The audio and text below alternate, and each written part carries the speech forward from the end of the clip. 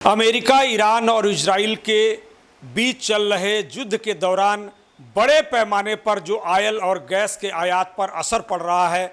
जैसा कि आप जानते हैं कि ईरान के स्ट्रेट ऑफ हार्मुज से तमाम ऑयल वेसल और गैस वेसल जो है पूरे मिडिल ईस्ट में पहुंचते हैं, लेकिन वहां पर ईरान ने प्रतिबंध लगा दिया है, जिसके कारण कई देशों में खासकर मिडिल ईस्ट में तेल और गैस के आयात पर भारी असर पड़ा है। इसका असर भारत में भी देखने के लिए साफ तौर पर मिल रहा है। महाराष्ट्र में जगह जगह पर इस तरह के हालात जो है साफ तौर पर देख सकते हैं कि किस तरह से लोग पेट्रोल पंप पे रात में लाइन लगा के दिन सुबह के तक इंतजार कर रहे हैं, और इससे और भी भयानक स्थिति जो है वो पैदा हो रही है। जबकि सरकार दावा कर रही है तो सब कुछ इंतजाम ठीक है, घबराने की या उसके लिए पैनिक होने की या रात रात भर पेट्रोल और डीजल के लिए या गैस के लिए लाइन लगाने की जरूरत फिलहाल नहीं है।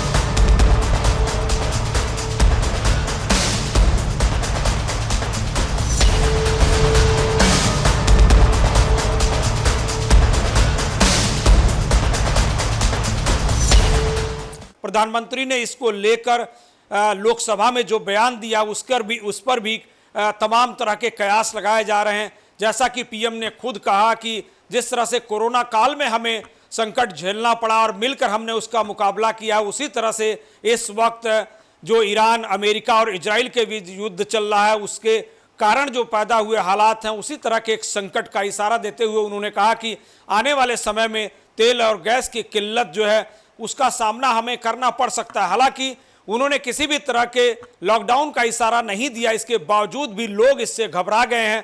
एक तरह के पैनिक की स्थिति पैदा हो गई है। महाराष्ट्र में आप देखेंगे तो जगह जगह तमाम ठिकानों पर पेट्रोल पंपों पर लंबी लंबी कतार लगी है, गैस के लिए कतार लगी है, और इससे लोग इस बात को लेकर घबराए हुए हैं कि अगर आने वाले समय में युद्ध के हालात और गंभीर हुए तो निश्चित तौर पर तेल और गैस का आयात और भी घटेगा और इससे मुश्किलें और बढ़ेंगी। इसलिए लोग पेट्रोल पंपों पर लाइन लगा के अपने वाहनों में पेट्रोल और डीजल भरवा रहे हैं, गैस सिलेंडर जो है बुकिंग करा रहे हैं ताकि उन्हें आने वाले समय में किसी तरह की मुश्किल का सामना ना करना पड़े।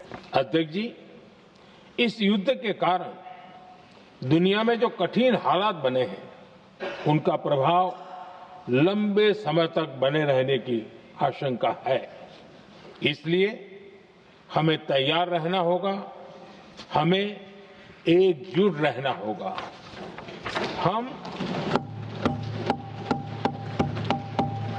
हम कोरोना के समय भी एकजुटता से ऐसी चुनौतियों का सामना कर चुके हैं। अब हमें फिर से उसी तरह तैयार रहने की आवश्यकता है। धीरज के साथ, संयम के साथ, शांत मन से हमें हर चुनौती का मुकाबला करना है, और यही हमारी पहचान है, यही हमारी ताकत है।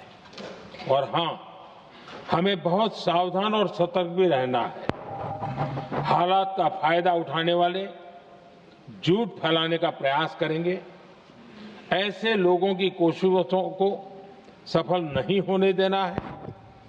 मैं देश की सभी राज्य सरकारों से भी इस सदन के माध्यम से आग्रह करूंगा, ऐसे समय में कालाबाजारी करने वाले, जमाखोरी करने वाले एक्टिव हो जाते हैं।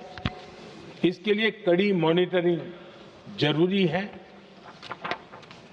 जहां से भी ऐसी शिकायतें आती हैं। हालांकि इस बीच खुद महाराष्ट्र के मुख्यमंत्री देवेंद्र फडणवीस ने इसका एक खुलासा करते हुए कहा कि महाराष्ट्र में किसी भी तरह के डीजल और पेट्रोल की या गैस की इतनी बड़ी किल्लत नहीं है। हालांकि उन्होंने इस बात का जरूर जिक्र किया कि कमर्शियल गैस सिलेंडर की थोड़ी बहुत आवक कम हुई है, इसकी वजह से थोड़ी मुश्किलें हैं, लेकिन उसे भी सरकार जो है मैनेज करने की कोशिश कर रही है। चाहे वो केंद्र सरकार हो या राज्य सरकार, लगातार इस बात के लिए आगाह कर रही है कि पैनिक होने की जरूरत नहीं है, घबराने की जरूरत नहीं है।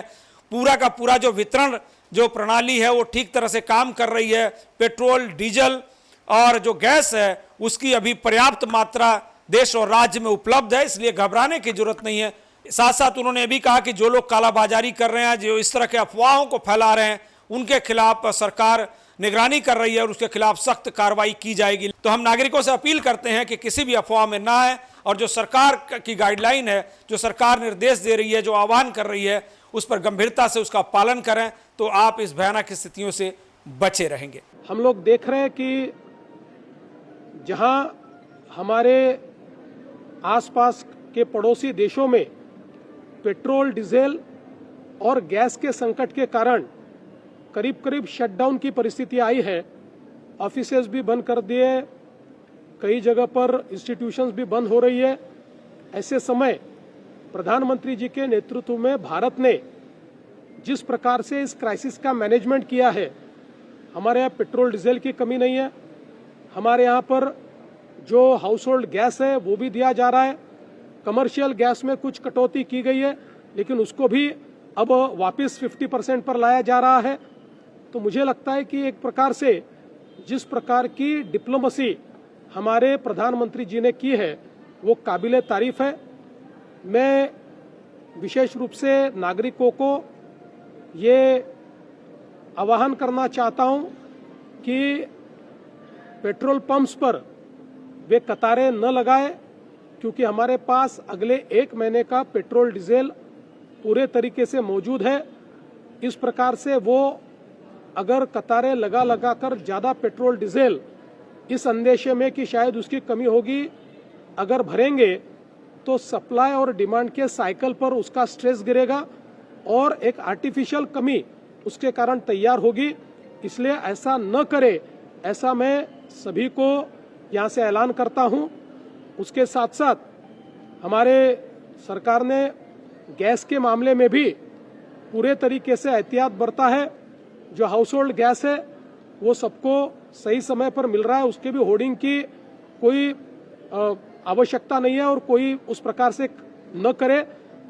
और कहीं पर गैस एजेंसियां अगर गलत तरीके से पैसे मांगती है या गलत तरीके से एक आर्टिफिशियल इस प्रकार से उसमें कमी लाने की कोशिश करती है, तो उसकी आप कंप्लेंट करिए, उनके ऊपर भी कार्रवाई की जाएगी।